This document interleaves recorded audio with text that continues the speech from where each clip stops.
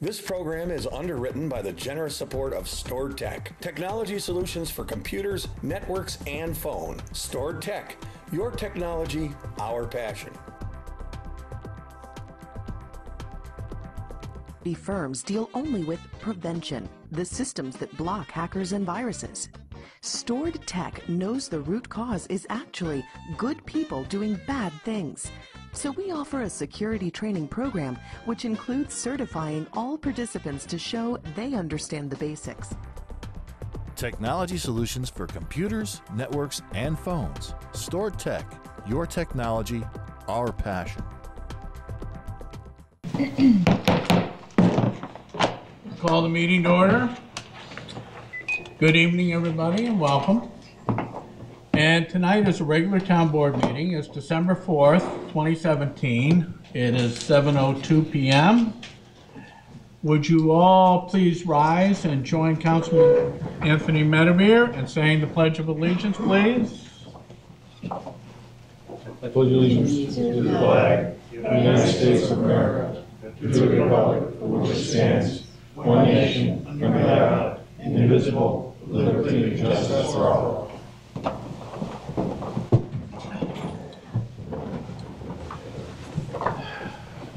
Again, thank you all for coming and welcome. The first item on our agenda is to go into the Board of Health to deal with a sewage disposal variance application. And so is there a movement to go into the Board of Health? Moved by Councilman Brewer. Second. Seconded by Councilman Ferrone. All those in favor say aye. Aye. Aye. It's unanimous. We're now into the Board of Health. So the new resolution, if you would, Caroline, please. Resolution setting public hearing on sewage disposal variance application of Judy Poniff.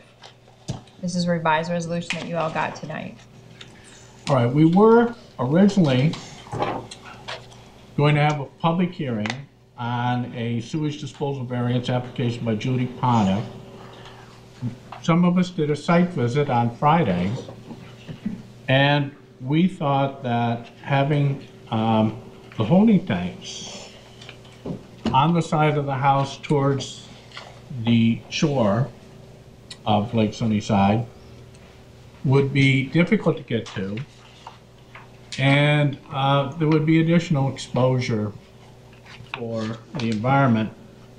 And so we asked the engineer, Dennis McElroy, if he could rearrange those holding tanks and put them roadside of the structure, away from the lake, and more convenient for the pumper to gain access to.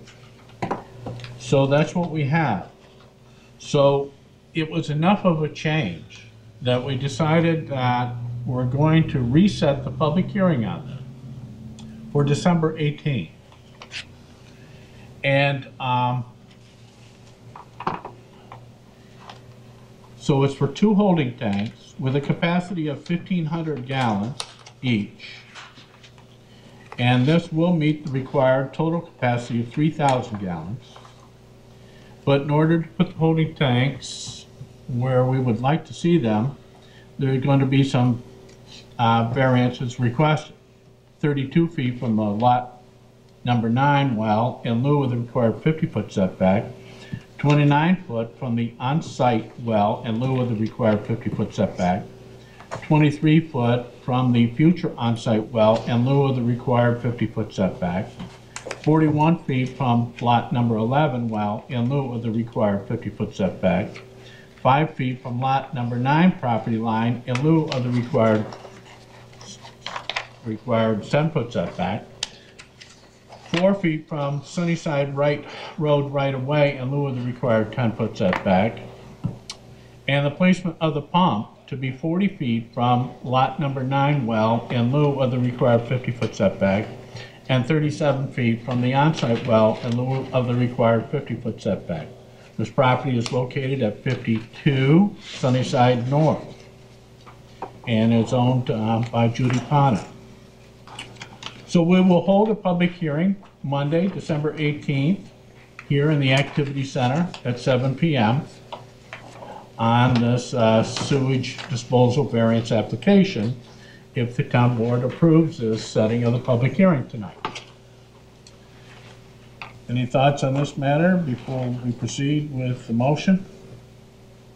All right, motion to set the public hearing for December 18th, moved by Councilman Clements. I'll second. Seconded by Councilman Medevere. Roll call vote, please. Mr. Medevere? Yes. Mr. Clemens? Yes. Mr. Ferrone? Yes. Mr. Brewer? Yes. Mr. Stroud? Yeah. So we'll have the public hearing on this sewage disposal variance application December 18th. That is all we have for the Board of Health. So is there a motion to move out of the Board of Health? So moved. All right. I'll second it. Moved by Councilman Ferrone, seconded by Councilman Brewer. All in favor, say aye. Aye. Aye, it's unanimous. We're out of the Board of Health. We next have a hearing. And Caroline, would you please tell the public what the hearing is about tonight? This is a hearing on a resolution approving or disapproving Mary Ann McDonough's application for variance waiver request from sanitary sewer connection requirements set forth in Town Code Chapter 136, Sewers and Sewage Disposal. All right. This is the Gray Court Motel on Route 9. It's part of Queensbury's Route 9 Sewer District. And the McDonoughs have a very nice hotel called Gray Court. It's opened seasonally. They argue that since it's seasonal and the hookup cost would be $67,000, which they argue is high, and it could be as much as $112,000. The motel and office are spread out over 3.5 to 4 acres. The income generated by the seasonal business would make it prohibitive to borrow such money. They are paying sewer taxes as if they were, in fact, hooked up. And they're just asking for a waiver so that they didn't have to hook up and pay usage fees on this hotel at this time. I see the owners are present tonight, so if the board has any questions for them, I could ask them to come forward. If not, we'll just go to the public hearing. Or you want to come up, Mr. McDonough? Sure. My name is Thomas J. McDonough. I reside at 28 Quickwood Lane with my wife, Mary Ann McDonough, who is the owner of the property, and we operate and maintain Gray Court Motel. And that on her behalf, we're making the application. She's unable to be here tonight. She's unwell. That being said, though, I think I tried to make it as clear as possible with the material I submitted as to what the problems are, to try and make it, to try and hook it up. It's just a humongous undertaking with 3 different levels of ground to cover. 1 level, 2nd level, and a 3rd level. And then you go up about 400 feet to get to the top level, and then laterals. About 300, 400 feet of laterals. It's only got 24 units. Just cost prohibitive. Just couldn't do it financially. And this is going to be a 50-50. Okay. So, and there are variances that we do issue, for example, the Glen Drive and so forth, that someday will be developed and someday we will insist that they get tied up. Tom, do you have this inspected every year? Oh, yes. You do? As a matter of fact, there's a report. I saw some of the stuff, but you do it every year though, correct? Well, every Or year, other every year, depending, it's just depending on usage. Okay. Matter of fact, Yeah, you got a lot of documentation here, that's for sure. Yeah.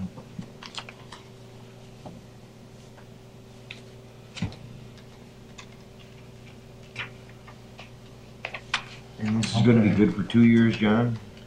It's whatever we want to make. Well, the last time Typically, it was 5 years. Was it? Yes, sir, but if you could make it 6, that'd be How about 10? No. Oh, no, it's 6th year when I come back here. I'll be 90 years old, and I'll figure out then whether to retire or not. Okay. Well, I don't know how anybody else feels about it, but I typically like to stay with what we've done in the past, 5. I think so as well. I think it's foolish to have them come back year after year. Well, let's open the public hearing and see if the public has anything to say about it. It's just a hearing, it's not a public hearing. What? Oh, It's not a public hearing, it's a hearing. Well, is there any member of the public that would like to speak to this? No, we've got one. I'm going to give him the advantage. You can come up, John.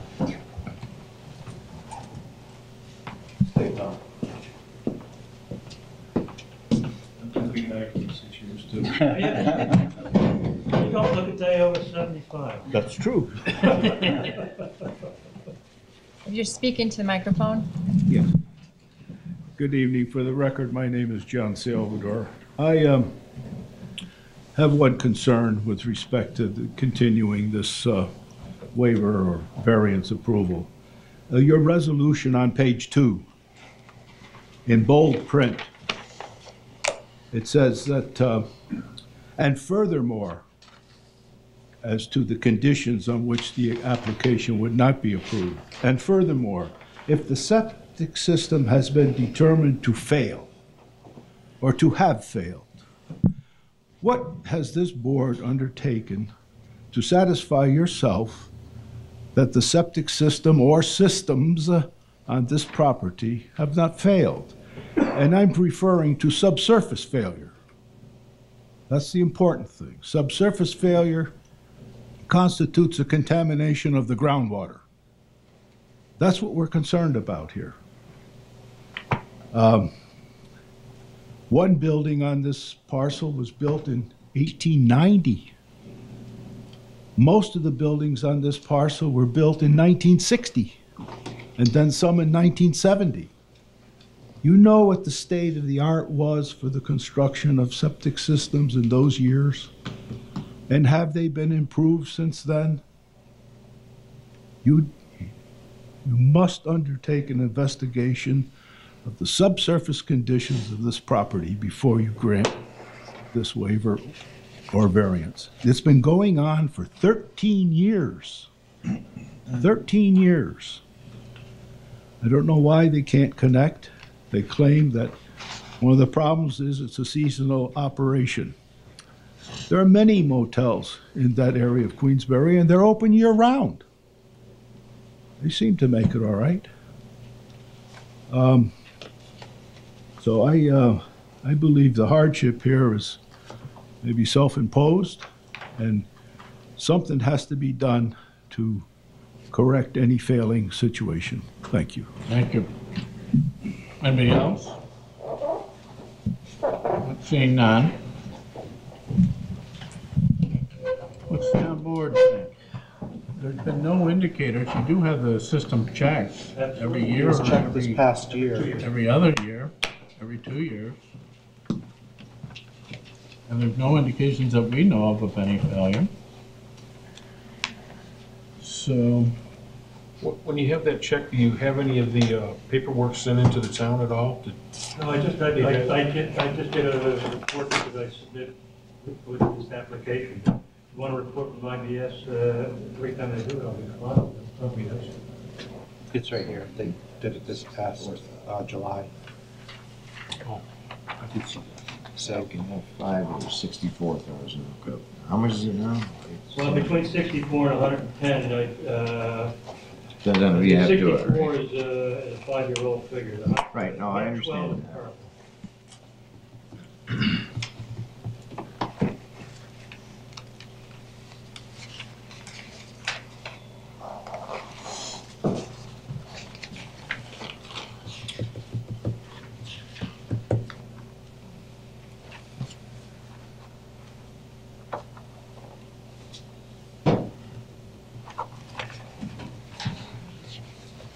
You get a letter from Ivan Bell, says he checked them and they all seem to be okay, working fine.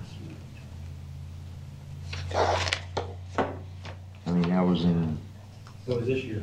Yeah, I know. It was on 10/11. You wrote the letter. Have you had them updated since 1960? Have they been updated since 1960? The systems? No, they're the same systems that been there, 664. Well, no, they're 70. 70, 68. And you've owned it all this time? Yes, we own it. It's 64. And it's not used for year-round, it's just used during the So summer. basically, truth of the matter is, we opened it officially on Memorial Day. We get big activity in business with Hurricane, and it dies until the end of June. Picks up a little in July, gets there about the middle of July. Starts August, basically racing season, backs everything up. Goes to the month of August, and the car, after Labor Day and the car show, that's it. And we're closing in September. Okay. If a septic system, if there was failure in the septic system, I mean, I have, We'd have to put a new system in.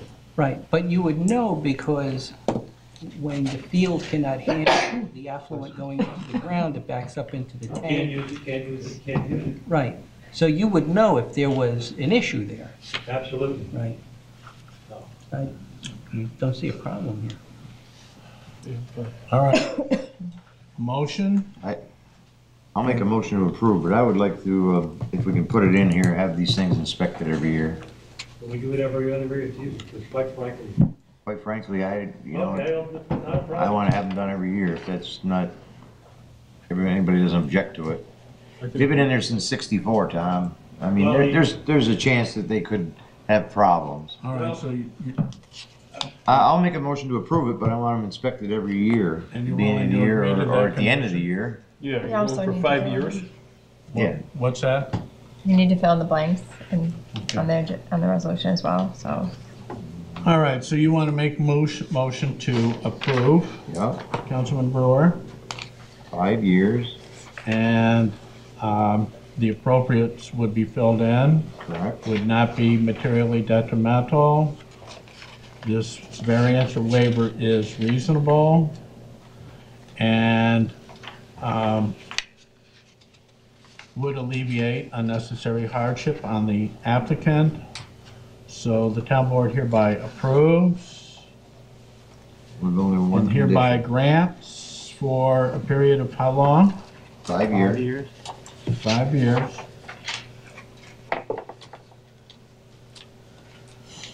And that's provided that if there's any change in property use, increase in septic use, or additional bathroom facilities added, then such variance shall immediately terminate unless the Queensbury Town Board reviews and approves a new application.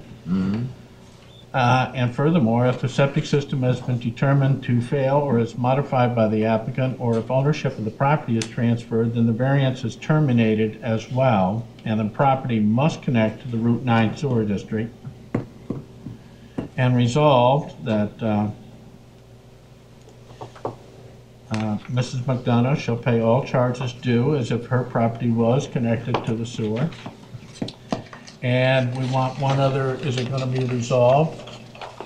Right. That the property owner agrees to have the system inspected annually, and that that inspection will be submitted to the Building and Codes Department for, And we want this inspection done at the end of the year.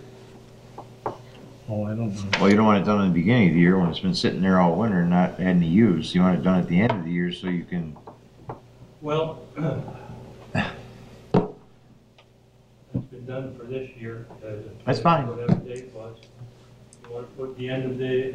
end of the season, like Labor Day or some Yeah, such we have thing. to- End of 2018, 18, 19, 20, 21, whatever they are. Be fine. Does that make a difference? August or September? I think it should be done at the end of the season too, like Okay. Tim I said. guess my only question is, for the system to work properly, it shouldn't be empty. So if we're going into a winter season with empty tanks, that's worse than pumping them. I'm just thinking out loud. To me, it's not important when they get inspected, as long as they get inspected, and they're going to be inspected annually, and I just think for the system. Well, my point is, John, if he closes in September, September, October, November, December, January, February, April, May, June, 9 months before they're used again, of course it's gonna pass, because there'd be nothing in it. So if you did it at the end of the season, they'd be working hopefully July, August, and part of September. Then you'll have evidence if there's a problem with them. Well, Maybe I'm crazy, I don't know. Well, not a problem. Do it at the end of the season, get it in before the end of the year. We'll close it up, we good. Well, you want Quite to, frankly, if they fail during the season, you can't rent the room because you just can't. Oh, I get that. I don't know,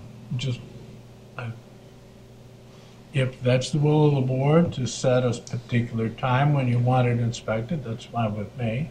I mean, I personally don't care, but I'm fine with annually, I mean. annually, I'm fine with annually. I'd like them to do it at the end of the year, too. The end of the year. Season. Whatever the will of the board. I just think that we need to leave that up to Ivan, I think, to decide when is the best time to inspect them. You just don't, like I said, don't want to go into the season, empty them out, and cause problems during the winter, if they should be full in the winter and then empty them in the spring, that's all. Well, he wouldn't wait till spring to empty them, would he? No.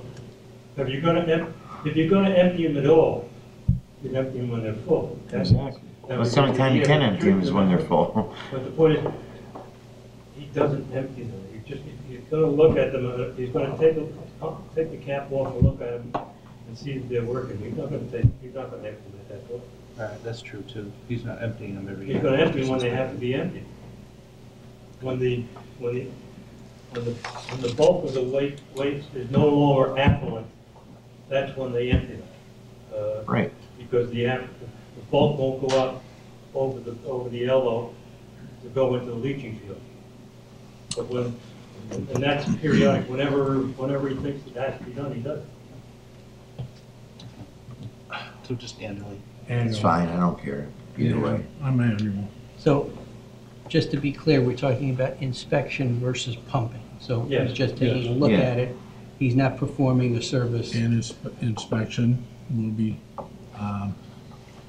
written inspection will be submitted to the town's building and codes department. Okay. Actually, Annual. you actually do want to leave a little in there because it keeps the action alive. That's what I was saying. When, if it goes dead, it causes other problems.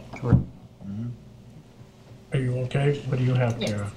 I have resolved that the property owner agrees to have the system inspected annually and have the report submitted to the town building and codes department. Okay. Is that okay? Sure.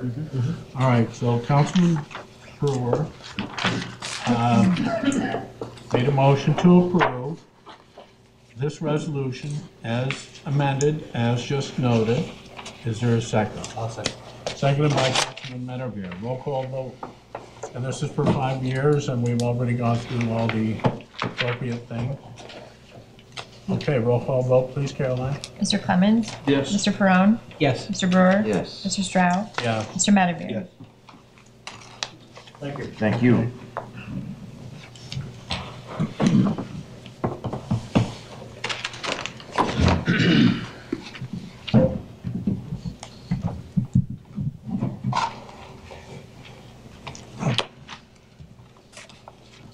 All right.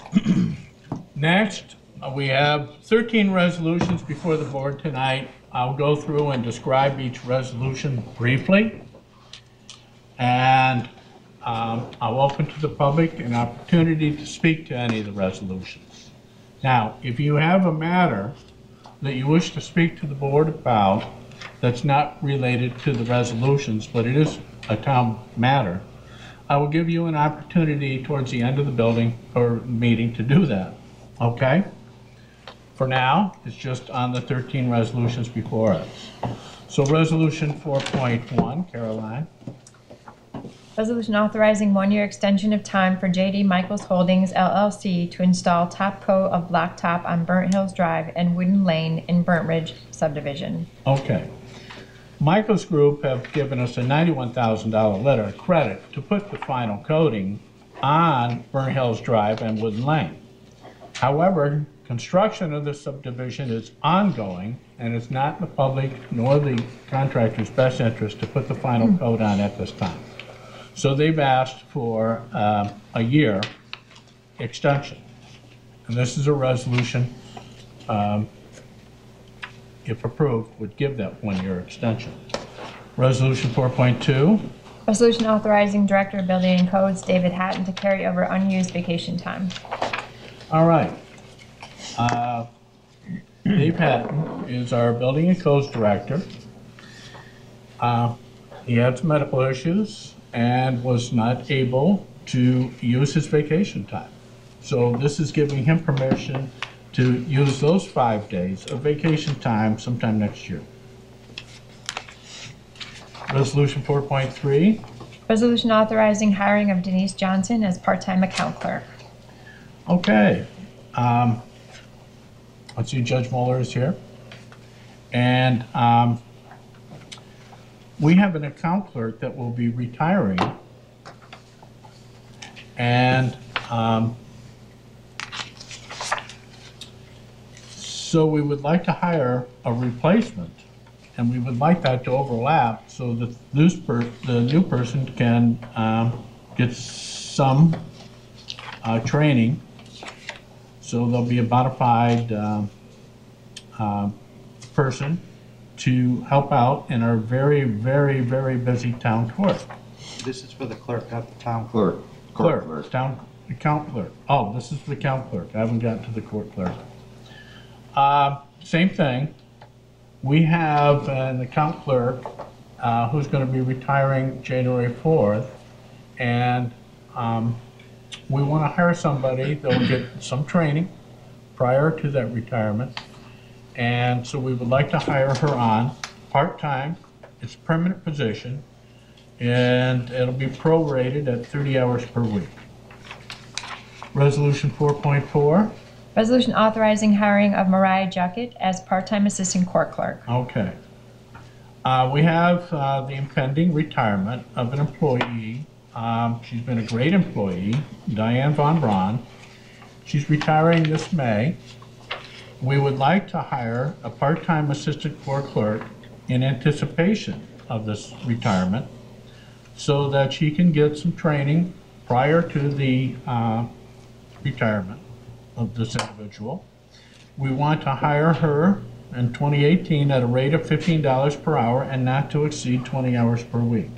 And Judge Mueller, is there anything that you'd like to add while you're here, or is that fine? I'll wait my turn. Yep. I'd like to add something, sure. Okay. I won't be asked twice.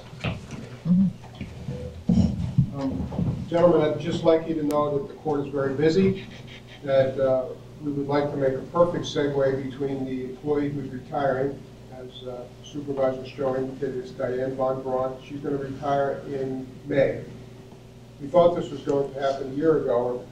Myself and Supervisor Stroh had talked about this with my co-judge, Judge Schwenker, about a year and a half ago. And the lady's retirement was just pushed back. It's tied to her husband's retirement. So this is the real deal. It's going to happen in May. I'd like to have a person who's fully trained, up and running. The perfect way to train that person is to have the person who's leaving train the person who's coming in.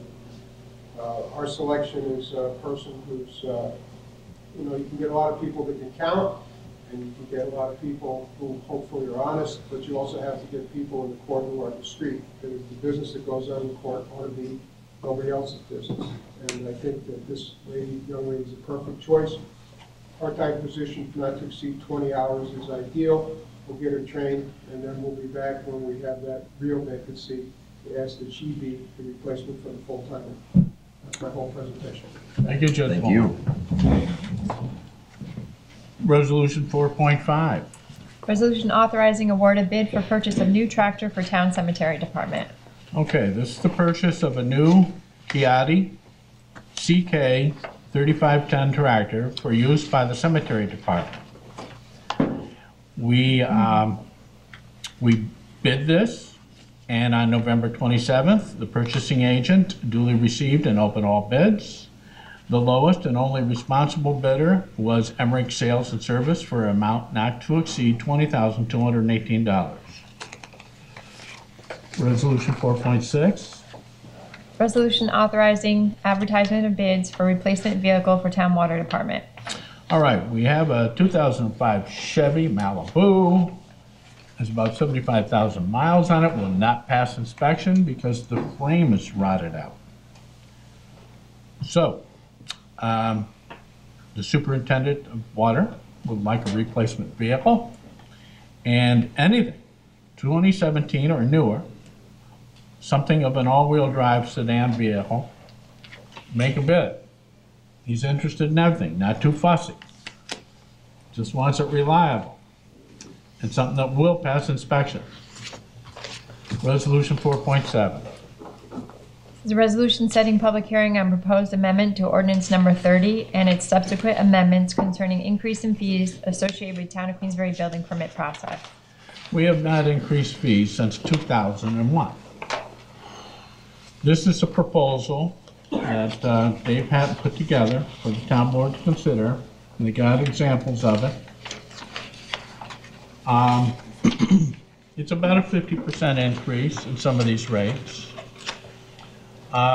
Solar panel inspection would go from $30, which is a 2001 fee, to a 2018 fee of $75. Cell tower inspection would go from $100 to $150. Pavilions, pole barns, canopies, gazebos would go from $40 to $75 for their inspections. And he went through and he pretty much guesstimated about how much time it does for an inspection. So these new fees represent the actual costs, according to Dave Hatton. Resolution 4.8. Resolution authorizing engagement of Suez Utility Service Company, Inc. for professional services related to water storage tank asset management and maintenance program, establishing capital project fund 220. All right. This water superintendent has been working on this for almost a year. We did an RFP. We only got one back from Suez, and this is an asset management. We have 5 water tanks. 4 are metal and 1 is concrete. We have to manage those, and that includes coating the interiors of some of the metal tanks, and other coating the exterior of the metal tanks and the concrete, and inspections and so forth. Well, Suez Utility Service Company, it's called Suez by most, is a nationwide outfit that does water tank management. This is their specialty. This is what they do. And our water superintendent, Chris Harrington, has reviewed this proposal, has discussed this proposal, has amended their proposal to better to his liking. And this will save the town money. These people are experts at what they do. Usually, if we have to coat the interior of a water tank, we have to go out to bid on that. And then we usually have to take the lowest bidder. And they may or may not be able to perform the job. Well, Suez does this as a way of life. They do it nationwide.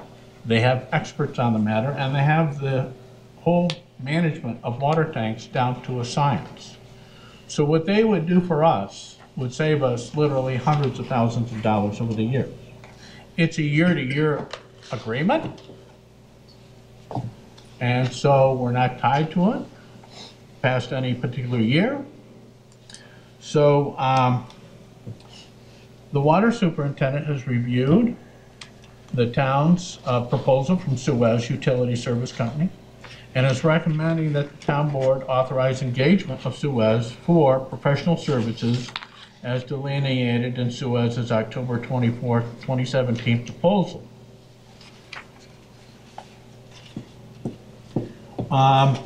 The advantages of asset management of our water tank.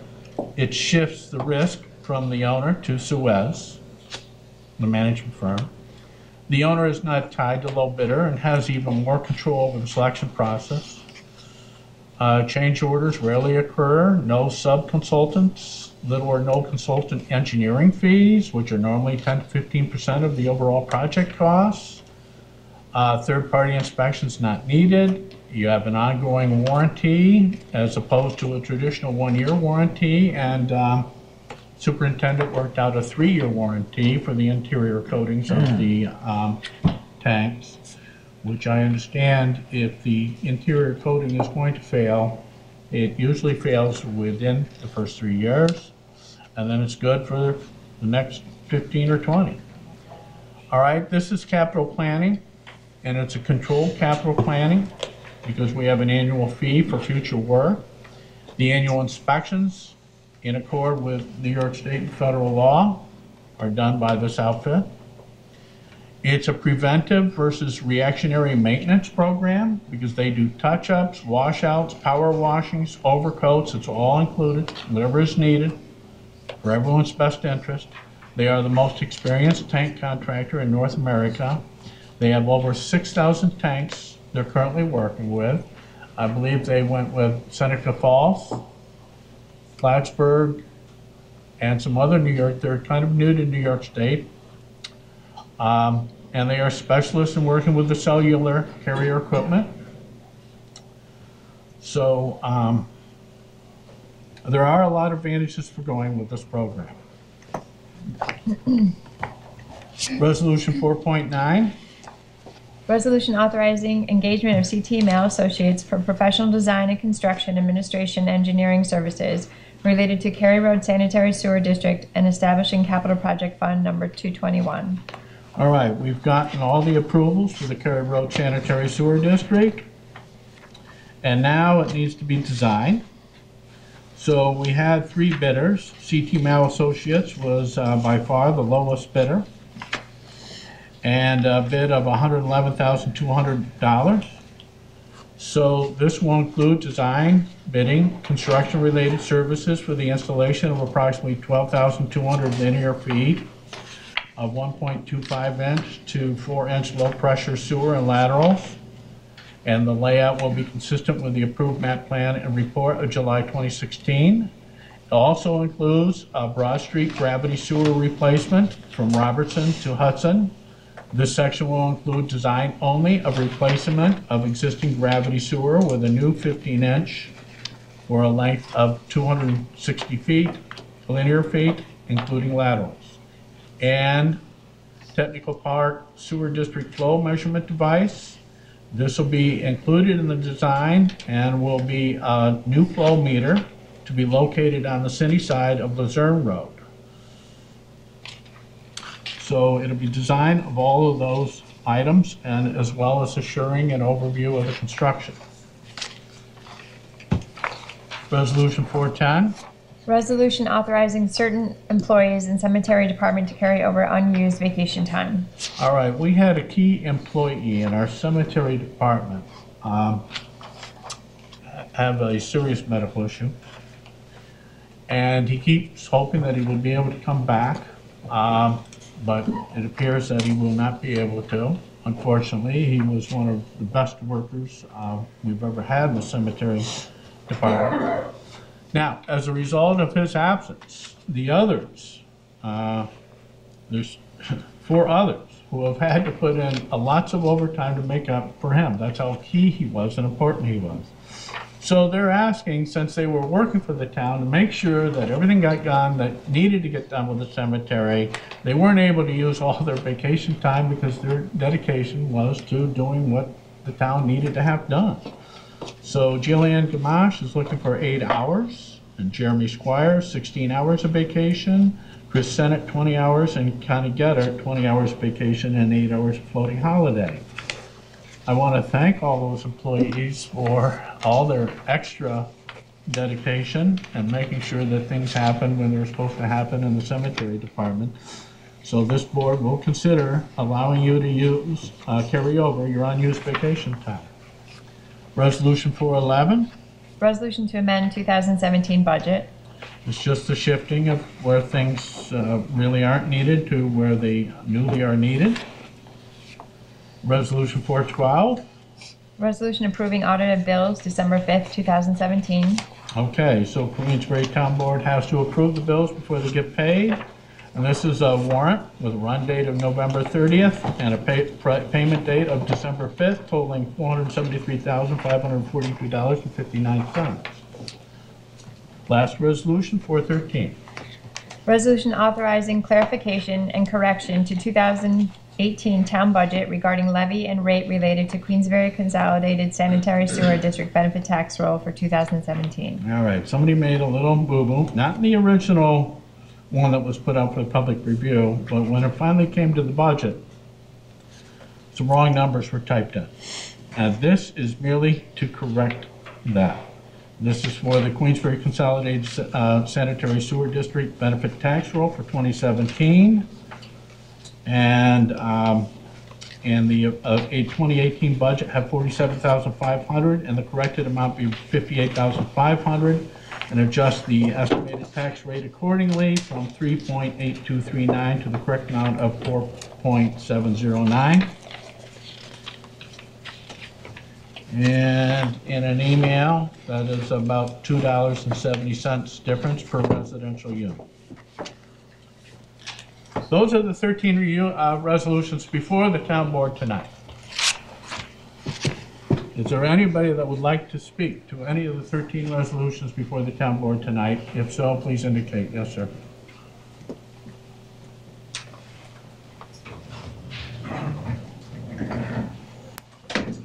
Travis Whitehead. Resolution 4.8. You've all received my written comments on this. I had 9 pages of comments I sent you quite some time ago. So I only hit some of the highlights tonight. I don't have enough time to hit it all. But what I'd like to point out, and I think as you saw on those 9 pages, that you put together an RFP, request for proposals. I went on and found 3 very similar RFPs, word for word similar. And I see that Mr. Linder is here tonight, so when he gets up here, I hope that you will ask him how those 4 RFPs can be that similar. All 4 RFPs only ended up with 1 respondent. We only had 1 respondent. We have no competitive bid on this. Mr. Harrington said when the question was asked, we're supposed to have put this in the New York State Contract Reporter so that more people could see this, but that was somehow missed and it wasn't done. But the comment is you're not going to get anybody else anyhow because really there's only 1 person that does this. So why would you put out a request for proposals when you know there's only like 1 guy out there? That doesn't make a whole lot of sense. I think it's disingenuous. One of the things that bothers me is the way that it was written, obviously written by Mr. Linder here, went ahead and put in a specific pump or mixer that was needed, or he suggested, or you suggested, I'm sorry, he didn't suggest it, you guys suggested, that you needed a PAX mixer. And in section 2.6, and it happens to be section 2.6 in all 4 RFPs, it goes ahead and says no substitution. Well, again, in this material that I sent you, on their website, Suez says that they are the exclusive representative of this mixer. There are competitive mixers out there. For instance, one called Grid B. What they do is they just turn over the water in the tanks. I don't know why you felt that you needed a specific brand, and the brand just happened to be the brand that they exclusively represent. All of this will be taken up with the state controller, already has been, and I will continue to be making a point of this over the next however long it takes. The other issue I have on here is that this is a 20-year contract, heavily front-loaded. You are paying half of the payments in the first 3 years, the other half over the next 17 years. I mean, why should I, as a taxpayer, go ahead and pay now for what's going to be enjoyed 20 years down the road. I don't understand this. I did listen to all of the audio on all of the meetings that you had, and I did hear Mr. Harrington say that he thought that this would probably save us some money. He wasn't, he didn't say it will save us some money, here are the things, et cetera. He says, well, 3.5% inflation, 2% inflation, who knows? They're saying 3.5 to whatever. It's a crapshoot over 20 years. And you have no competitive bids. I can't understand why you would want to pass this. There isn't any reason to do so. Okay, well, thank you for your opinion.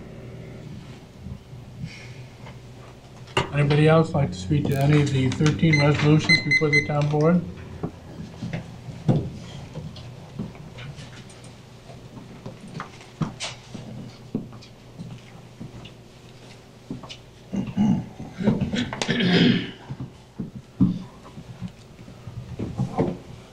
John Salvador again for your record.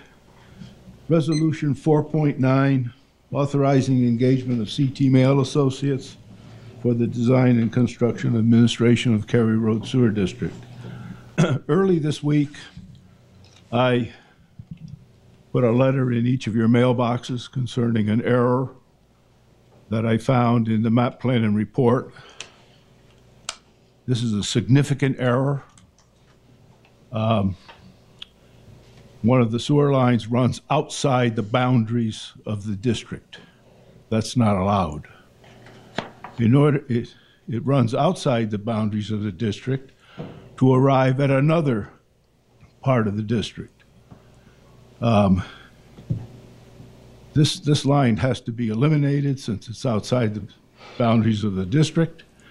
This means that one of the major parcels, the major pieces of development in that district will be without sewer service.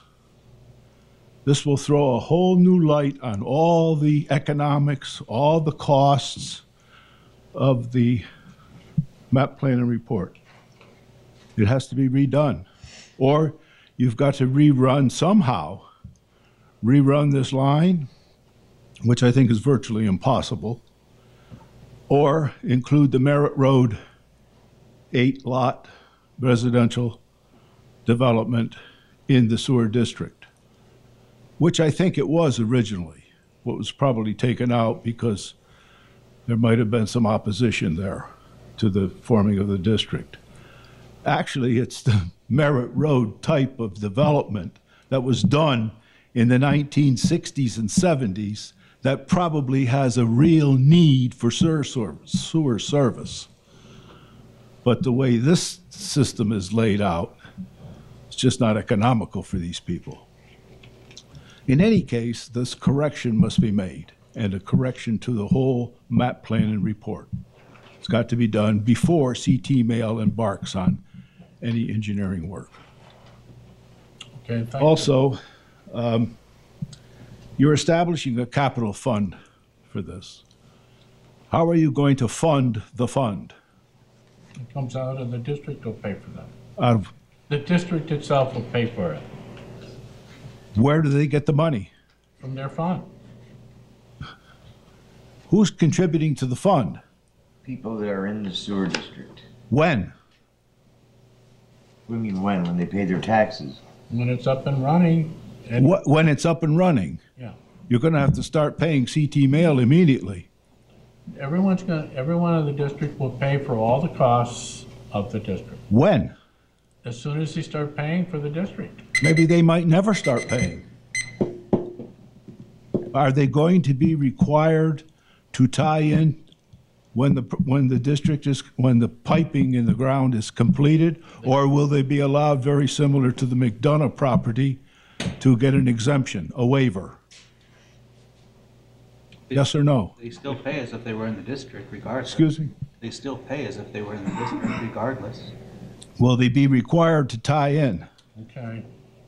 That would look at it. If they want to apply for a variance, we can't forbid them from doing so. But John, You sure can. You can make a requirement to tie in. your time is up. Thank you. Thank you. Yes, sir?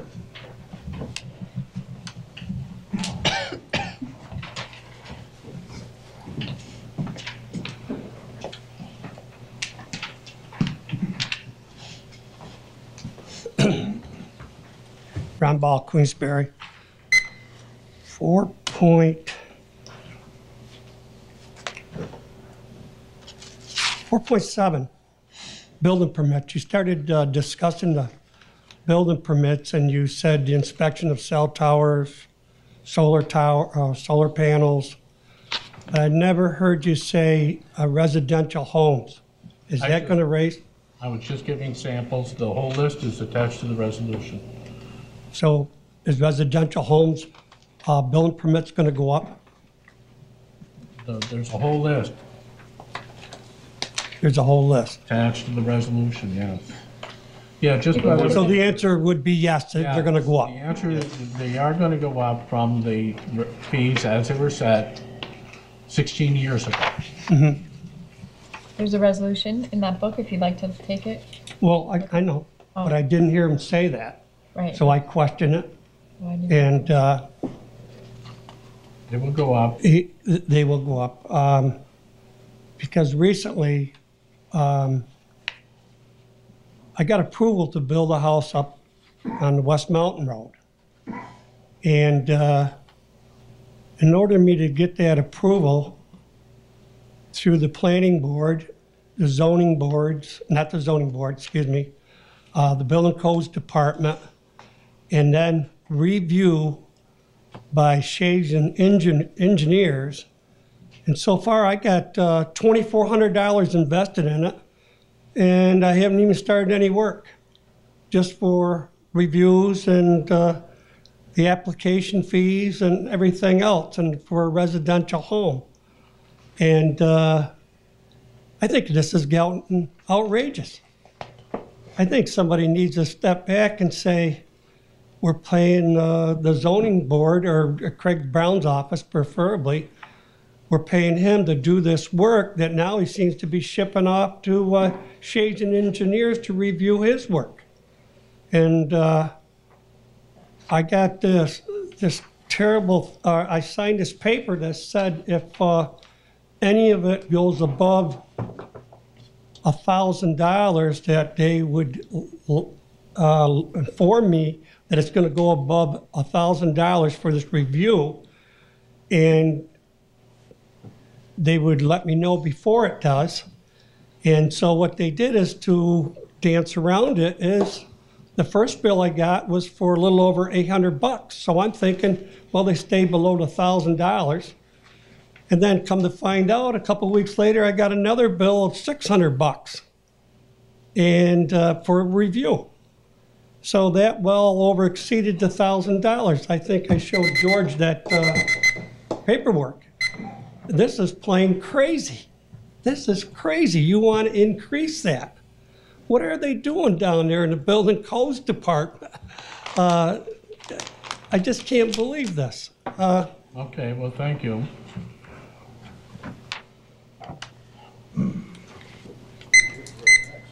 Yeah. Anybody else like to speak to the 13 resolutions before us tonight? Seeing none, Superintendent Harrington, would you wish to come down and speak to the Suez?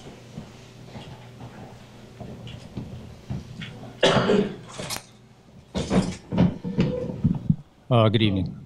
For the public's clarification, I mean, this is something we've been working for quite a while, and it's the Suez Water Tank Management Program that you've looked at very hard, and you think it's a good thing for this community. So would you elaborate? Yeah, I'll do a little elaboration. When I first took over as superintendent, we started really looking at tanks, and we had each one inspected by Conradi consultants. They all need work, including the concrete tank. Some need more work than others. And you know, I had some life cycle analysis done by an engineering firm, C2AE. I know when I talk to engineers, they're all talking about the cost of painting. It's gone up quite a bit over the past decade. New York State now requires high solids epoxy, zero VOCs. So the cost to internally sandblast, paint, and do the exterior work has gone up quite a bit. I felt that with also stainless steel tanks, if you paint these tanks regularly and don't allow the water to get to the steel, these tanks will last forever. The problem that most communities have is that they do some paint jobs every once in a while. Some are low bid, some have to be redone. There isn't an asset management program that most people follow in-house. I believe that if you maintain these tanks, which means inspecting them, putting a mixer in them, touching them up, having somebody who you can go to help with the telecommunications, that's a whole program, and I believe that the town in the long run, and people will come after us, will benefit from that. It took me a little while to get here. I'm a traditionalist. I believe in design, bid, build. But there are problems with that. There's no free lunch in this business. If you go design, bid, build, we would have to do this about 8 times. An interior, coat, whole rehab, and then within 20 years you'd have to overcoat it in order to maintain so that the water doesn't get contact with metal. I'm sure that of these 8 jobs, at least one would go bad. It's only a 1-year warranty. And then you have to include that cost to a possible rebid. So yeah, I do think that this is a good program. Again, as you mentioned, John, they have 6,000 tanks throughout the United States. There are several entities in New York State itself that is looking at this program. I also spoke to Champlain Water District, and if anybody wants to look up that water district, is the Peter Jacobs plant. They're recognized as the best water district probably in the country, and they are satisfied with it. I talked to Johnson City. I talked to Bob Bennett. I talked to Barton Judas' engineer for town of Seneca Falls, and I feel comfortable that this is an appropriate plan to take care of an asset that needs to be taken care of. Yeah, so I mean that's pretty much it in a nutshell of why I think we should go with this program. And the RFP went nationwide, right? The RFP was in a Dodge report. Okay, so that was advertised nationally. Yes, the New York State Builders Association didn't go into that, but it was advertised nationally. And it wasn't a bid, it was an RFP. It's a proposal, a request for proposal. Come back with proposals. They're not tied to anything strictly in this. They could negotiate things if they were interested in making a proposal. Yes, you could take exceptions. Yeah. I mean, even we had a few things in there that Suez took exception to, and we worked through that. So that's what proposals do. I mean, unlike a low bid contract, where then it becomes the or equal. Then they submit it after the bid. Usually a proposal, you put everything on the table in the beginning, and then you analyze the bids, and then you negotiate before you award. The general municipal contract, usually, again, you get it, and then they want to put or equals in there. And then you spend the whole time reviewing the submittals, going back and forth to make sure it's an or equal. But this is good. This is the way we like it. Was up front, and you negotiate everything up front, and there's nothing hidden. What are they going to do after the bid's been awarded? How many things they're going to try to substitute to get the cost down? So yes, I think there's a significant difference between a proposal and low bid. And you do believe that the efficiencies being offered by the Suez company will ultimately save the water district folks some money? What's going to save the water district folks money is that we're going to maintain these tanks. These tanks will not lose metal, and we don't have to take down these tanks and replace them. That's what's going to save the district taxpayer. I looked over a 20-year cost. If low bid, everything didn't fail, I believe that what Suez is proposing and going the traditional route is, like Travis said, it's about a wash. The thing that it will do, it does ensure that the people who come after me will maintain these tanks, okay? It's the assets, maintaining the asset, having somebody on board to make sure the inspection is done, make sure the touch-ups. Going to the touch-up, I just do want to say that Saratoga County Water Authority has a 5 million gallon storage tank down in Luther Forest, okay? They are going to spend $30,000 in engineering to do a touch-up, because touch-ups are not insignificant. That means scaffolding, going in, draining the tank, yada, yada. I don't know what they paid for it, but I'm sure that touch-up work is going to cost over 6 figures. Okay, so that what this program will prevent. So you do your 3-year inspection. Hopefully it's under warranty. Everything looks good. 5 years later, if there's something that starts happening, they're going to go in and they're going to take care of it. Okay, and we're not going to spend 6 figures to hire a contractor, get an engineer, go low bid, put scaffolding in there, touch it up, and come out. Okay, so that's the overall view of what the program's about. Catching things before they get really bad. And it is a year-to-year contract? It's a year-to-year contract. And it's front-loaded because you're going to be doing a lot of this work up front. That's right. We're going to do an interior sandblast, we're going to do interior painting, then we're going to do an exterior coat, and there is one tank that we have to do an exterior sandblast and coat on it. So it's not being front-loaded. It's like the majority of the work is being done, right up front, and we're paying that over a 3-year period without borrowing any money. Again, another thing I want to emphasize is that we at the Water District follow proper accounting. We collect for the existing asset in order to repair that asset. There's, if it's a new asset, a new storage tank, new water main, yes, we will borrow for that. But if it's existing, we're required by accounting to collect that money. We have the monies available without borrowing. There are a lot of communities that not only are part of this program, but they also borrow at the same time. So they're paying quite a bit more. So these are monies that we have in our fund that we've been collecting and do not have to borrow. Okay. Any questions from the board? Can you explain the comment about the mixer? Why do you require a particular mixer versus others? If you can, Solar Bee makes a mixer, PAX makes a mixer. If somebody wanted to take exception to that, they could have certainly put that in and take an exception to that mixer. The mixers do a few things. You really want a good mixer because not only does it keep the water from freezing and scratches against the paint and causes issue that way, mixers also are very good for water quality. They keep chlorine residual up. They help with disinfection byproducts. They're kind of a total water quality package. So it's not only for paint. If, let's say, paint was not an issue, I'd still put mixers in all these tanks. So it did say, a lot of times you do get even low bid jobs, so no substitute is allowed. That doesn't mean that somebody can't try. So, if somebody wanted to offer Solar Bee, if somebody wanted to offer Sherman-Williams as a paint instead of Tnemic, if somebody wanted to offer, something else that was in there in the proposal, they could offer, and it would be up to this board to say, hey, look, maybe we should look at this. So I think more is being made out of that than there really is to it.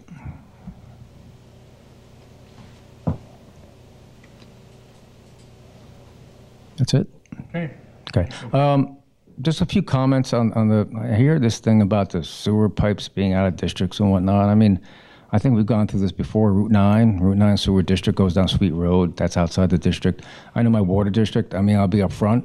We have a lot of water main that's outside the district. So I just want to.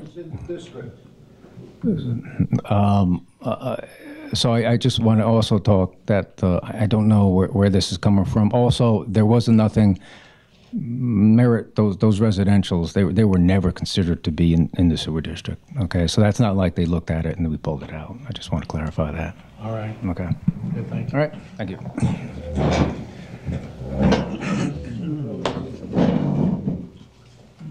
And since residential was brought up, residential addition would be 20 cents a square foot, or that's what it was in 2001, with a minimum of $100, and that will be 30 cents a square foot for a minimum of 250. So, your permits and your inspections will be in terms of less than 100 or a couple of hundred. Now, if you have a very unusual piece of property that requires stormwater flow and other environmental issues, yeah. And that needs engineering work, yeah. The landowner will have to pay for that. But as far as what the fees are, there, I don't think anything, abnormal. And again, they just cover the costs of the inspections themselves. Just so I can make it straight with everybody here, this is a resolution to set a public hearing for this, right? That too. So there's going to be a public hearing on it before anything happens. And maybe we'll have Dave here to try and explain people's questions. All right. So we have 13 resolutions before the board tonight. Are any other comments or thoughts on behalf of board members? 4-2, in the resolve, David's name is spelled wrong. I don't know if that's a big deal or not. Yeah, I saw that, and I didn't think it was a big deal. Pat? Yeah, I did see that too. I don't think it changes anything. I just, we've had other resolutions have to come back because of errors, so I just didn't want that. Yeah, I know. I don't, Kara, I don't. Fix that. We can, It's spelled right the rest of the way through. Anything else? I've got some comments on 4.8, and I'd like that one pulled for a separate. A roll call vote on 4.8? Yep. Okay. I know I'm in the minority, but should I go ahead? Yeah. Just so everyone knows this, I do believe in working with companies with specific expertise in certain areas. This is more like a professional services, like Stored Tech, who we have for our IT services, and they have saved the taxpayer money and have done a spectacular job. Also like Fitzgerald Law Firm and other professional services who've done an exceptional job this year and have saved us taxpayer money in several areas. But neither of these firms have a 20-year contract. I understand that this is a year-to-year, but it can go on for 20 years. In fact, I was the one that suggested hiring the law firm for only 1 year, and I don't believe we have a contract with Stored Tech for longer than 3 years. Suez Utility Service Company is a very large and well-known and respected company, but 20 years is a long time. With all due respect to Chris Harrington, who has done an exceptional job for the Water and Sewer Department, I can't see saddling future town boards, the Water Department, and especially the taxpayers of Queensbury with a 20-year contract that may or may not save us money. Times change quickly in the information age. IBM sold desktops and laptops for about 7 years, and then they dropped out of the industry. What will Suez be doing in 20 years? And for those reasons, I'll be voting no on this resolution. I know I'm in the minority. Thank you. Yeah, you're welcome. Anybody else have any thoughts or comments on any of the resolutions? Would you indulge me to ask one question? I'd like to ask Mr. Whitehead just to come back and ask him one question that I didn't get to ask earlier. Okay.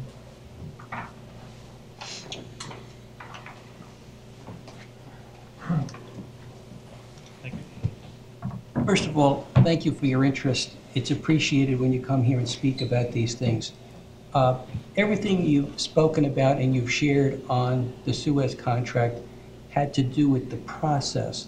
But my question to you is, the company itself, Suez, as a service provider, I never heard you say anything against them as a company that specializes in providing these services. Unless there were these other issues, would you not agree that they would be a good company to work with? As far as I can tell, and I'm certainly not the expert that Chris Harrington is, but there are other companies out there that are equally large and work nationwide on tanks. One of them is Southern Corrosion, for instance. I did call Southern Corrosion. I said, why wouldn't you bid on something like this? And I called several other people that, again, looking through the internet to see who does things like this. Quite frankly, they told me they wouldn't take the time to go ahead and bid on this. It cost them money to bid on this. And quite frankly, what they told me was they thought the fix was in. That's what they said, because of the things like the PAX mixer and such.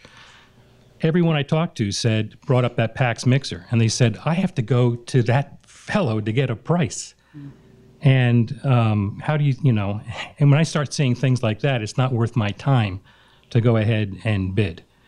And I wish you would ask Mr. Linder how that exact language can be in all of those contracts. So, you know, and that PAX mixer, again, no substitutions. There were also things in there that said, if you don't already have 2 contracts in New York, don't bother bidding. I mean, and 2 of the 4 RFPs had that language in there. It was, and we were just told there are no 2 contracts other than Would you not admit, though, I mean, as a business, if a business is hungry enough, they're going to respond. Okay, they should respond the way some examples were given here that, okay, here's my RFP, but you know what? I'm not going to use that PAX mixer. I'm going to recommend something else. I mean, they did have the opportunity to respond. They have just elected not to do it. I understand there's work involved, but if you're hungry enough, you do go and send that RFP in, but maybe there's enough of work around it. They're not hungry enough that they would go ahead and do it. And there are 2 parts to this RFP, and one of them is technical specifications, and it's not unusual to talk to vendors and, you know, to get information like that. But the other part of it is, you know, this is a best value, what they call a best value purchasing contract, and it is up to the town to go ahead and decide what's important to them and how they will go ahead and score the ones that come in. And when you go ahead and you say, well, you've got to be, you know, a huge company and you've got to have this and you got to have that, some of these other ones that might be hungry that you're talking about say, well, geez, I can tell that I'm not going to score well on this and score well on that. And the interesting thing is to all these towns, Queensbury, Johnson City, Greenberg, they all have the identical concerns. I don't understand that. I mean, to me, that's a concern, and I'm thinking it's going to be a concern to the controller as well. So we'll see. Thank you. Thank you. Any other thoughts? I just want one question answered. Why do we specifically pick that one brand of item for this job? Which brand? The mixer. It's exclusively, Well, why did I pick Tennemic for the paint? Pardon me? Tennemic paint. It's a paint Sherwin-Williams. I mean, Okay. you have PAX criticizing mixer. you, Chris. Right, no, I know. Just asking the question. Right, the PAX mixer, talking to several different people, seems to be the best mixer out there. Fine. I mean, you can go whether you use ductile iron pipe or whether you use PVC pipe. I mean, a lot of this comes down to preference and to people you talk to. And you go, I mean, I'm required to get 30 CEUs a year too, and you do a lot of talking to different people what works best for you. So, Okay. PAX mixer seems to be the best mixer. It's fine. Thank you. Yep. Anything else? Okay, let's do the roll call first. 4.8, that is a resolution authorizing engagement of sewage utility service company for professional services related to water storage tank asset management and maintenance program and establishing capital project fund 220. Roll call vote on that. Do you have an introduction? Introduced. I'll second it. I'm sorry. Introduced by Tony? Tony Medevere, seconded by Councilman Brewer. Mr. Ferrone? Yes. Mr. Brewer? Yes. Mr. Stroud? Yes. Mr. Medevere? Yes. Mr. Clemens? No. Okay. The rest of the resolutions, 4.1, 4.2, 4.3, 4.4, 4.5, 4.6, 4.7, 4.9, 4.10, 4.11, 4.12, and 4.13. Anybody want to move those forward? I'll move them, John. Moved forward by Councilman Brewer, seconded by Councilman Ferrone. Roll call vote on the remainder of the resolutions, please. Caroline? Mr. Brewer? Yes. Mr. Stroud? Yes. Mr. Matavir? Yes. Mr. Clemens? Yes. Mr. Ferone? Yes. Okay. The resolutions all passed tonight. Any correspondence? I do. Give me 1 second.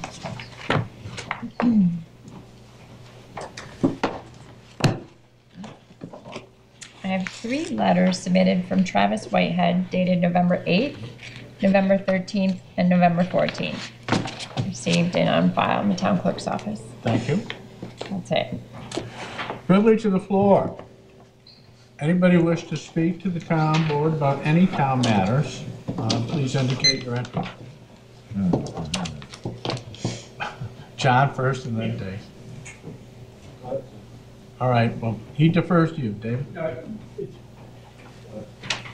Just for the board's entertainment, the Post-Star Online tonight has an article about the senior center, and I would reflect that I've been profoundly misinterpreted or misquoted in terms of condoms in the bathroom and other issues here.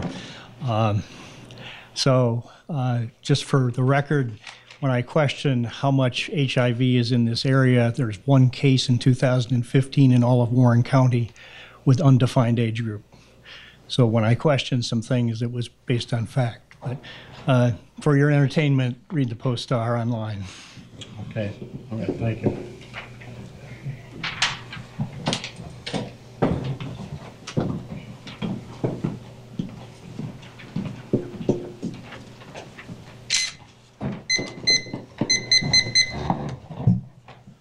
John Salvador again for the record.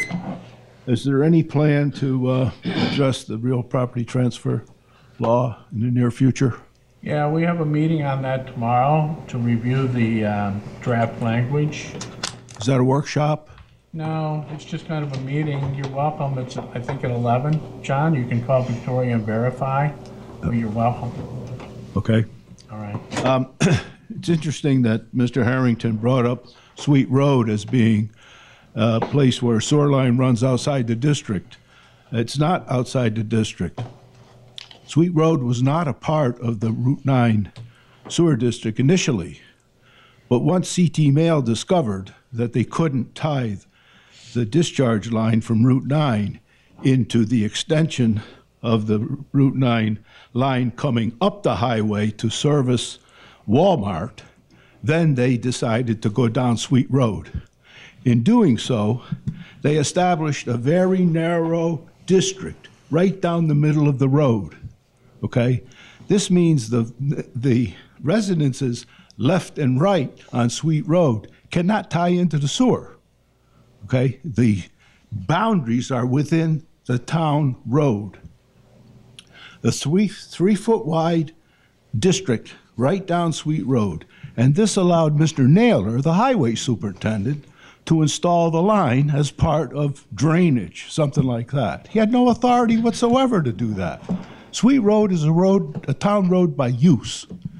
You're not allowed to put a municipal utility in a road by use. You must own the land.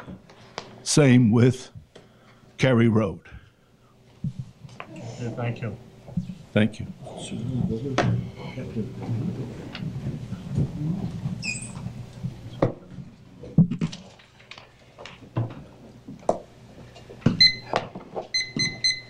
So you do have a 20-year contract, and there's going to be no reason for you ever to get out of it because you're going to be paying all the money in the first 3 years.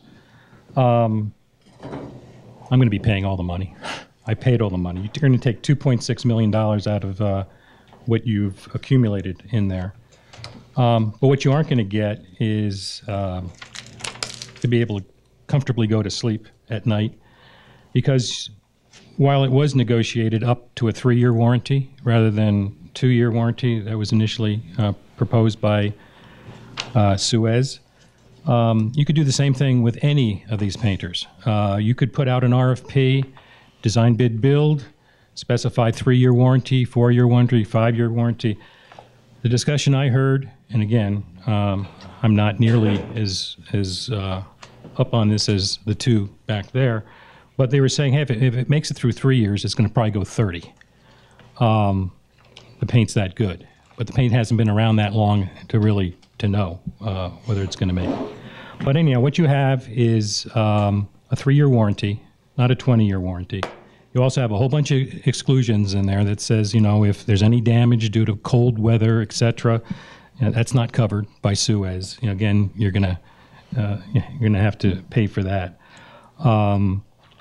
So, you know, we'll see where this goes. But you know, I'm most concerned why these 4 RFPs, and that's all I looked at was 4 RFPs, were so identical. And I'm not surprised that Southern Corrosion, who is, as I believe to be as large, does as many tanks nationwide, but not in this asset management thing, but, you know, design, bid, build, why they would say, yeah, we're not interested in spending the time and energy to bid on something that's pretty clearly we're not going to be given fair shake on.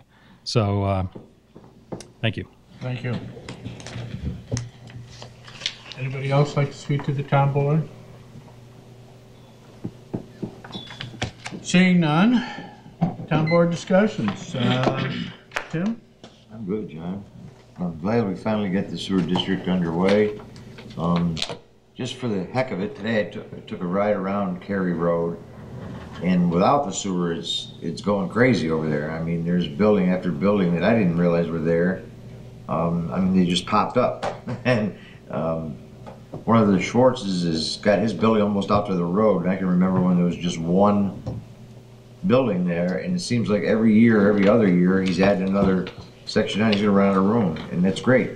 So I think we're doing the right thing, and I think it's gonna be very prosperous out there. Pardon me? Will they tie into the sewer?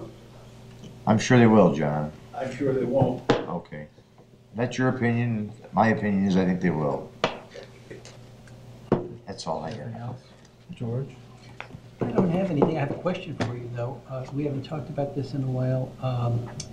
Aviation Road by the school, there was talk about new traffic lights. Yeah, well, I'm glad you brought it up. Well, because we have a system that's going to be very sophisticated and tied into the next 2 phases of what we think we need to do to make conditions acceptable in that corridor, the parts haven't come in. They've been ordered. They were ordered in September. They have not come in. So they can't install the light. I talked to the school. I said, you know, there's nothing anybody can do. Still seeing is the contractor that won the bid. And Tommy Bennett has been on the phone at least once, sometimes twice a week. And I said, what can we tell you? We don't have the parts yet. They're on order. We don't have them. So not even an ETA, we just don't know at this point? At this point, no. I mean, the ETA was to do it in the beginning of October.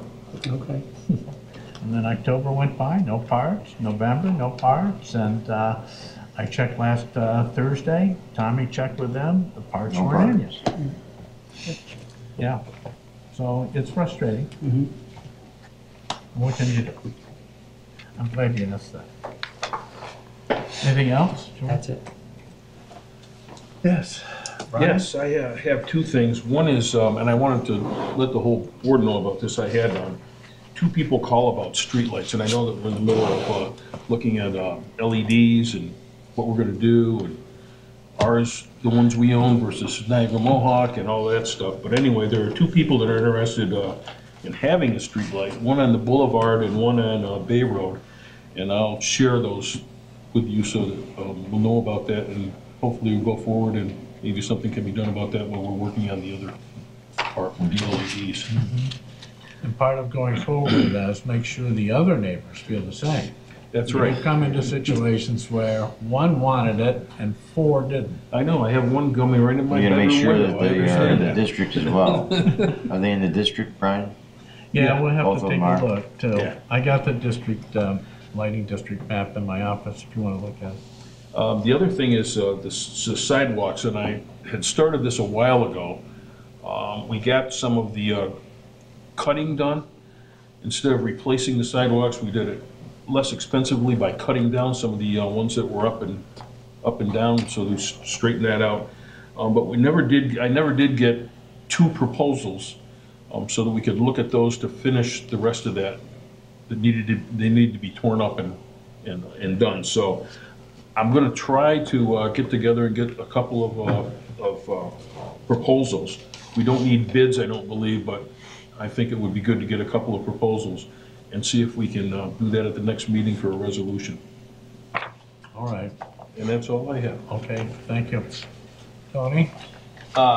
Just I guess a public service announcement more than anything. Even though we live in a great town, we're not immune to no crime, and a lot of cars have been broken into in recent weeks. Our neighborhood got hit pretty hard. Leland Estates got hit, Bonner Drive got hit, so especially over the holidays, make sure you lock your cars and your doors when you leave. I joke with people, I'm an insurance guy, and it's a lot easier to push a button than it is to fill out a police report. So just lock your cars at night, especially over the winter. And they explain that crime is up now because, you know, our windows are closed, it's darker early, so, you know, we're not immune to no crime. So it's, I went as far as to install security, but, you know, other people haven't. So it's interesting what goes on at 4 o'clock in the morning. I watch my cameras every morning when I wake up, and I do. And it's really interesting to see what goes on at 4 o'clock in the morning. So Yeah. even in a neighborhood like ours, that it's off the beaten path, but yeah, there's a lot of activity. So You haven't had anybody take 4 wheels off of your well, car though around here, right? Not around here, but Well, that's good. Just lock your cars. just lock your cars. I mean, like I said, it's push of the button. It'll go a long way. I don't think these criminals are very ambitious. I think that they're not breaking into cars. They're just simply opening the doors and rummaging through. Is it taking place daylight as well as? I don't know. nighttime, or? Our neighborhood got hit. Some people think it was around 9 o'clock because everybody said the same thing, that everybody's dogs were going crazy at about 9 o'clock, 9:15. But, you know, you just never know. And unfortunately, at the time, the person who had surveillance had it shut off. So, Yes. yeah. So, but that's just, you know, Okay. it's the insurance guy. Well, no, it's a good no. Anything else? Okay. Couple things. I got a letter here from Bill Van Ness and Beth McLaughlin, the 2 commissioners for the Warren County Board of Elections. They would like to thank Working Foreman Peter Smith and MEOs Troy Bapp and Jeff Dunbar for all the help they got in setting up the election and saving our taxpayers money. So with the assistance we received from your department, and they're talking to Tom Van Ness in the Highway Department, the town of Queensbury, we were able to reduce the cost of moving, setting up the machines and equipment for our voters. Thank you for your assistance. Also, there's going to be, and there's going to be more on this, but there's going to be a public hearing for the purpose of receiving public input on potential routes for a trail system in Queensbury and try and make an integrated spine system. And of course, this involves possibly looking at various roads as well as National Grid right-of-way and using those kind of things for pedestrian traffic and bicycle traffic and so forth.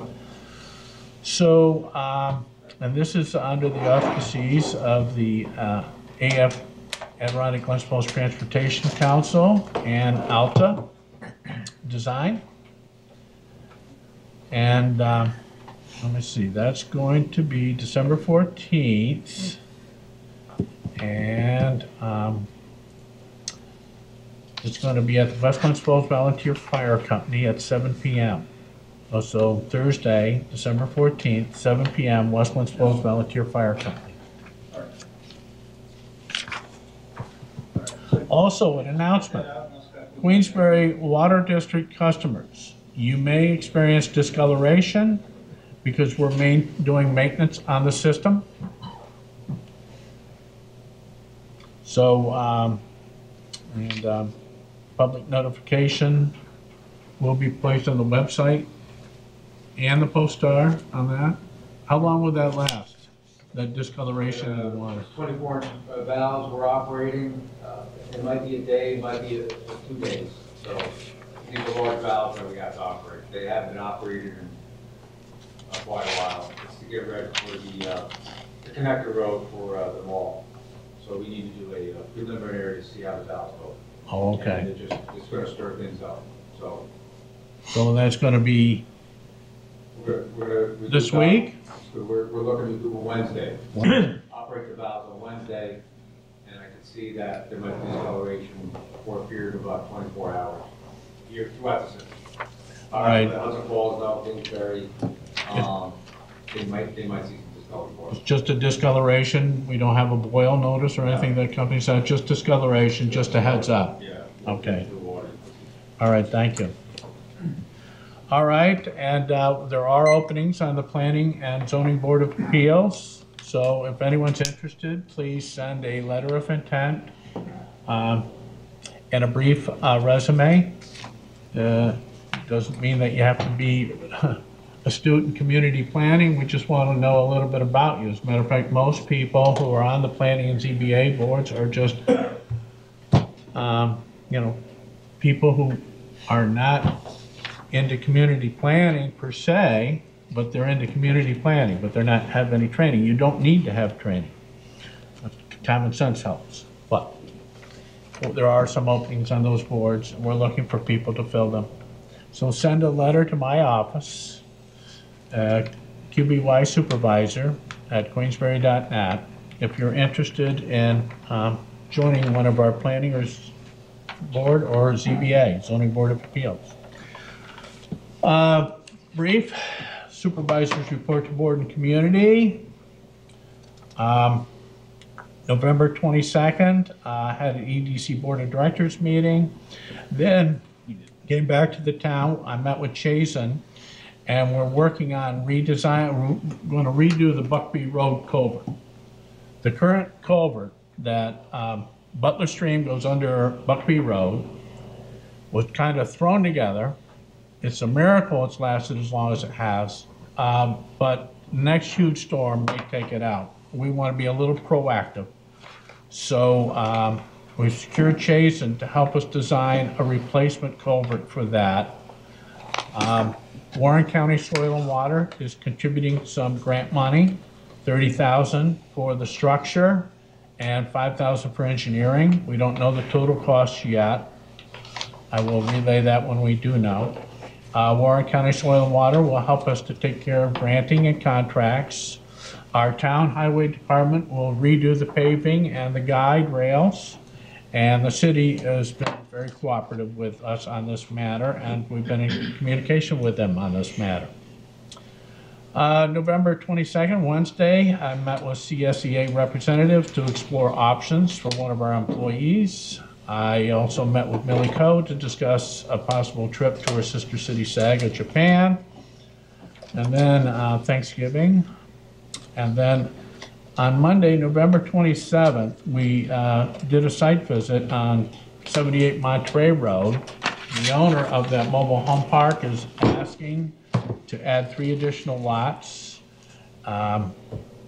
They claim that the acreage that they currently have would permit another 3 lots. We're investigating that matter. We also did a site visit on 52 North Sunnyside Road, where we took a look at the septic variance request, and we decided that we would like the holding tanks to be roadside rather than shoreside. And Dennis McElroy, the applicant's agent, has made plans to accommodate our desires, and we'll have a public hearing that on our next meeting. November 28th, Tuesday, I had a County Environmental Concerns Committee meeting, County Facilities meeting. I also had a workshop at Fort George to discuss some of the history that they're uncovering as part of a grant they have up there. Very interesting stuff. November 29th, Wednesday, I met with Dave Hatton to discuss the fee increases. I met with some of the residents of Lake George, along with Councilman Medevere, to discuss our waterfront residential zone and what triggers the site plan review. So some residents are going to help us work on maybe improving those as we move forward. We also met to discuss the proposed new highway garage and the site layout, and the town of Queensbury's proposed highway garage and site arrangement, which includes a new building, new truck washing station, moving the sand pile, building a new salt shed. CT Mal is the engineering firm helping us move forward with this project. We think it's time to get the DEC involved because there are wetlands adjacent to that, and we would like their opinions as to what they think we should do in terms of site plan. And we're also checking to see if the landowner to the north is interested in selling the lot. That would give us more breathing room. But the proposed building would accommodate 22 tandem trucks with plows. It would be about 30,000 square feet. The proposed building is 243 feet by 122 feet. And then went from there to a Community Action Board of Directors meeting, and then went to Climate Watch with the National Audubon. I learned how the climate's affecting our bird life. November 30th, Thursday, I went to a Lake George Chamber of Commerce CVB meeting at the Holiday Inn Express on Exit 19, our new hotel there. It's beautiful. Very nice. What exit? Exit 18. Okay. Thank you, Tim. At least you're paying attention. I look forward to this every week. And so I'll also continue on November 30th, Thursday. We'll have a county personnel meeting, county finance meeting, and back here at town, we had a comprehensive emergency management plan meeting. We're going to do another dry run this spring to test our emergency management setup and the equipment, and we're going to do a tabletop plan. We also need to develop a succession plan. Right now, if we have an emergency in the town and I'm not available to respond to it, who on this board would be next? So we have to work out a succession plan. I would almost say any of us, because that did happen. You think you recall the incident that Valerie did find you and got you here, but prior to you getting here, decisions were made just to do what we had to do, and yeah, it well, worked out we need well. to work that out. Yeah.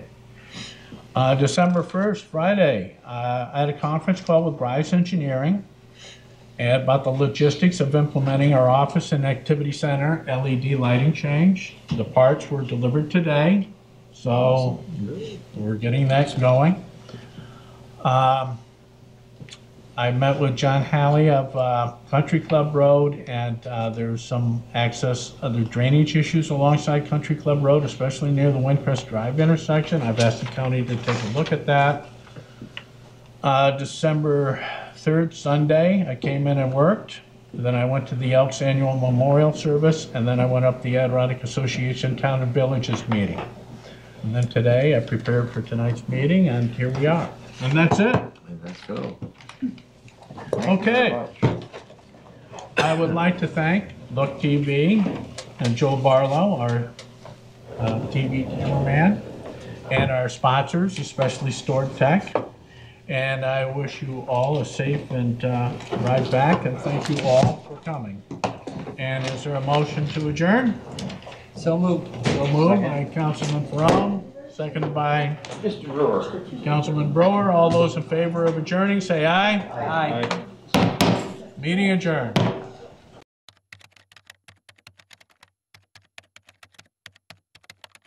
This program is underwritten by the generous support of Stored Tech, technology solutions for computers, networks, and phone. Stored Tech, your technology, our passion.